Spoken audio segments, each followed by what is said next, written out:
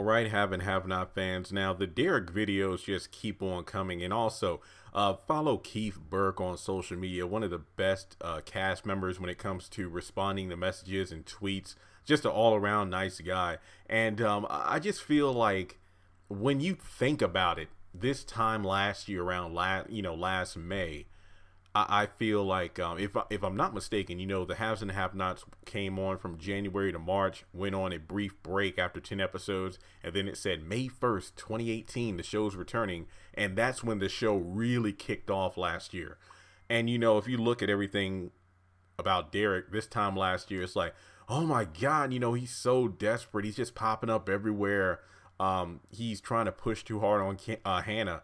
Now it's almost like a majority of the fans who were just talking bad about Derek have flipped the script, and now they're kind of rooting for Derek in regards to he had a troubled past, but he shouldn't be judged for it. So I'm sure that makes him very happy to see the fans really rallying behind a new character like him. So once again, follow Keith Burke on social media. Now, aside from that, this video is kind of a follow-up to the video I did a couple days ago, who will tell Candace that Derek is her father? And once again, that video was uploaded a couple of days ago. Who will tell Candace that Derek is her father? And the question of this video is, would Candace want to get to know her father? I mean, I feel like a lot of people instantly think about that. If arguably the most iconic episode of The Fresh Prince of Bel-Air, what was it? Will's father finally came back into his life, and then at the end of the episode, why don't he want me, man? And that kind of that iconic scene. Like whenever there's like a top 5 or top 10 Fresh Prince of Bel-Air moments, that moment is usually in the top 3, if not always the number 1 moment. But it's just a question of, well, you were never in my life before, so why should I let you into my life now? But I think the biggest case for Candace wanting to get to know her father is because part of her will be thinking about how my life would have been different if you were around. And for obvious reasons, Derek wasn't there because, it was a raping. He went to jail later that same night. He didn't even know the identity of the woman he raped, and then he went on about his life. And yes, I will be doing a follow-up video about Derek's 3 children. Like, does his sons or possibly his deceased wife, did they even know about his criminal past? But I think that Candace will probably want to get to know her father. Now, I'm not like saying shame on Hannah for this, but I think Hannah should tell Candace. But I understand why it wouldn't be something that she does right away, because for obvious reasons, she doesn't want to have anything to do with Derek at this point, because she just encountered the man who raped her all those years ago. And I feel like it isn't just a mixed. I feel like it's just not the feelings of, oh my God, I'm face to face with the man that raped me, but it's also I've been getting to know this guy over the past couple of weeks. We've gotten so close. He's like the first man since, and I'm just going to spitball, I'm just going to say he's probably the first man since Tony that Hannah's really opened up to, not having sex, but just opening up to and getting close to. I could be wrong, but I could be wrong in my time frame, because remember there was a time where Candace was the younger sibling and Benny was the older sibling. So I don't know if chronologically Benny was born by the time that one of Hannah's old boyfriends molested Candace. That could have happened before Benny was born. Once again, they just throw the timeline all over the place. And after watching Avengers Endgame, time traveling timelines is something I do not want to discuss. But I feel like it's been quite some time, and I don't want to. It's probably been easily over 20 years since Hannah's even been close to someone.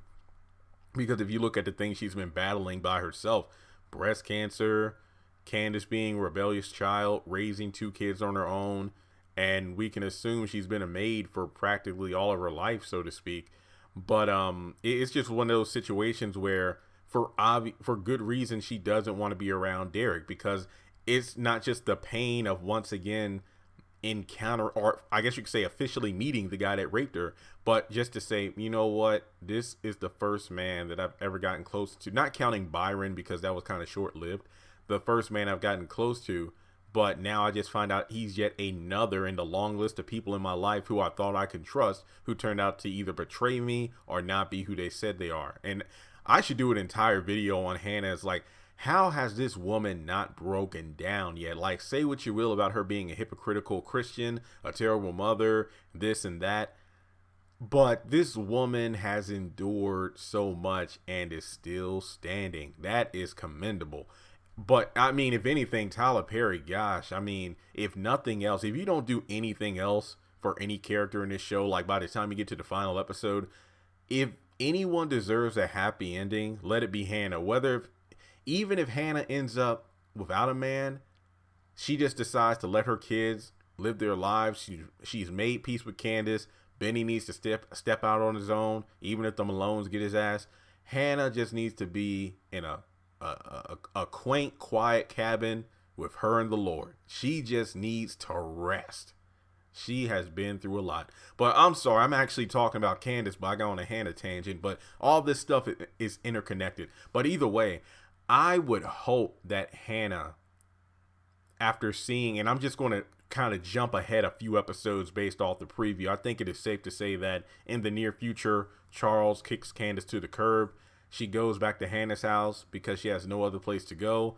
And, those two get closer as a result. And after kind of seeing how broken Candace is, because remember, she and Hannah both found men who seemed too good to be true. And I've done plenty of videos on Charles and Derek, videos about them being too good to be true. And isn't it ironic that mother and daughter both meet people like this right after Quincy Jr. died? And they seem to be men that they take a while to warm up to, but when they do, there's just such a smile on their faces that we haven't seen in quite some time on the show. Charles is like, what's his hidden agenda? What secrets is he keeping up his sleeve? What about his past that he said that he won't reveal yet to Candace, but eventually he will? And then Derek is kind of like, the signs for the lion tattoo are always there. And there's an entire playlist of videos for a reason, people. So when the truth finally comes out, it's like mother and daughter can actually console each other because they're both going through similar things. Obviously, Charles didn't rape Candace, but at the same time, it's almost like, and excuse the phrase, it's almost like Charles kind of stole, it's almost like Derek and Charles both kind of stole Hannah and Candace's innocence. And when I say innocence, I don't mean in a sexual, they were virgins kind of thing. But I mean in the sense of these women have both been through a lot based off of certain life choices or situations that they found themselves in that they really had no control over. So after enduring so much pain inflicted in their lives, physically, emotionally, or both, they decide to take that leap of faith and trust someone, even though multiple times they've both told Derek and or Charles that I've been through a lot. I don't want to put my heart on the line like this again. And then they do, and then they end up broken. So they probably will help each other pick up the pieces. And just, once again, losing her son, but then gaining the relationship with her mother back. I would like it if Candace got to know who her father was. I would really like to at least have Hannah tell the truth about it. And once again, I'm not going to fault Hannah too much because it is clear that, if I tell you who your father is, you might try to find him. And then, it might involve you two getting along. And as a result of that, then, he's going to be back in my life in some capacity where I'm going to have to see him in some way, shape, or form. Like that. I'm not saying that means Hannah and Derek have to get back together again or have to talk, but it's one of those things that's probably going to be unavoidable. Maybe, and this is something that I think could happen.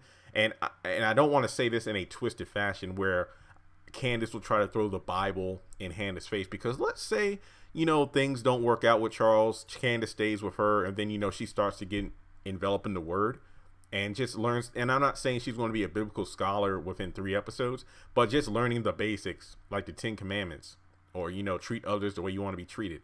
Let's say as a result, Candace is a bit standoffish, but then learns about Derek's past And and as things go on, maybe they kind of laugh at each other based off the things both of them have done.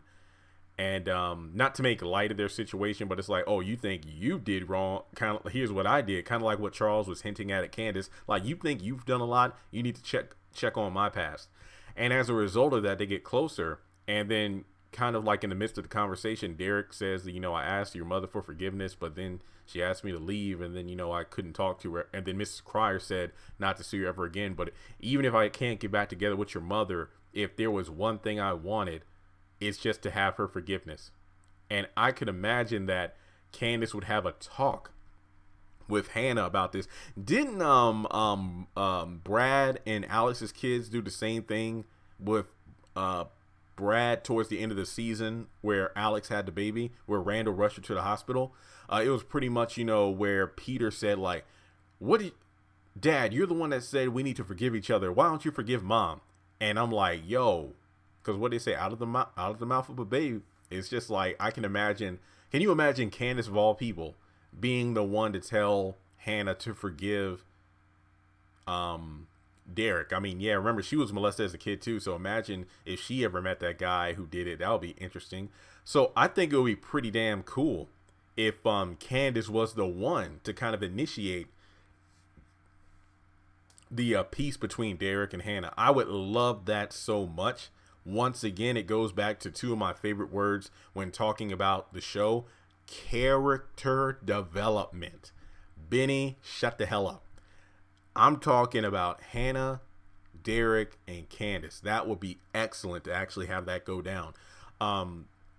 Just because, if anything, Candace can find peace within herself by finding God, and at the same time, remember that she's been asking about, do you know who my daddy is? As long as Hannah was saying, where's my grandbaby? If you go back to like the earlier season. So do you think that Candace will want to get to know her father, Derek? And as a result of that, do you think that will actually help Derek and Hannah kind of, make amends? Like, once again, I'm not saying those two have to be in a relationship, but I'm just saying that it would be nice at the very least that they actually, Derek gains Hannah's forgiveness. So with that being said, once again, follow Keith Burke, Crystal Fox, Tinka Sumner on social media. And I hope we see this in the near future. This would be an awesome thing to do. So subscribe to the channel if you haven't done so already. And we're just going to keep this going. I got several other videos to record today, and I'll talk to you soon.